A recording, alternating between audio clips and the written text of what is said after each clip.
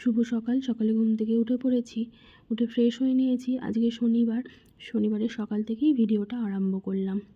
এই যে দেখো, ছেলে এখনও ঘুমোচ্ছে, ওকে তোলার চেষ্টা করছি কিন্তু ও উঠছে না। অ্যাট লাস্ট ছেলেকে তুলতে পেরেছি। এবার চলো ওকেও ব্রাশ করাই, আমিও ব্রাশ করব। এই যে ব্রাশ নিয়ে নিয়েছি, ব্রাশ নিয়ে আগে জলে ধুয়ে নিচ্ছি। আমি এটাই করি, আগে জলে ব্রাশটা ধুয়ে নিই, তারপর মাজন লাগাই। না হলে কিছু মুখ দেয় যদি রাত্রে টিকটিকি আরে। এই যে চাটা খাওয়া হয়ে গেছে, তারপর ছেলেকেও দুধ খাওয়ানো কমপ্লিট হয়ে গেছে। এইবার আমি চলে এসেছি বিছানাটা গুছোতে। বিছানাটা গুছিয়ে তারপর সকালের খাবার দাবার খাবো, সকাল ছেলেকেও খাওয়াবো।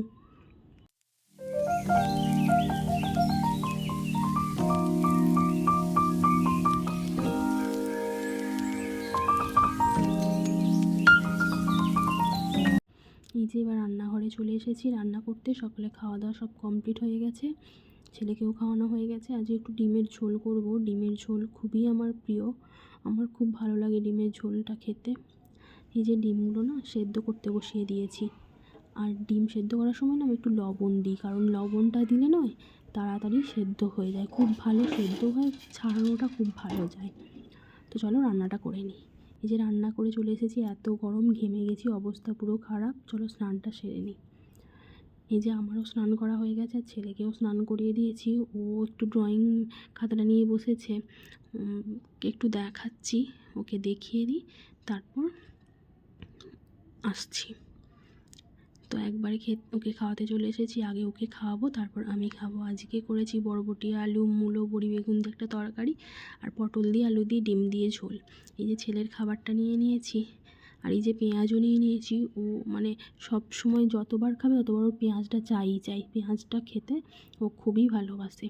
যে ওকে আগে খাইয়ে দিচ্ছি, খাইয়ে দিয়ে তারপর আমি খাবো। এই যে আমিও সব নিয়ে নিয়েছি একেবারে, নিয়ে আমিও খেতে বসে গেছি। খেয়ে তারপর আবার আসছি। এই যে খেয়ে রেস্ট নিয়ে সন্ধ্যাবেলা ওকে একটু পড়াতে বসেছি।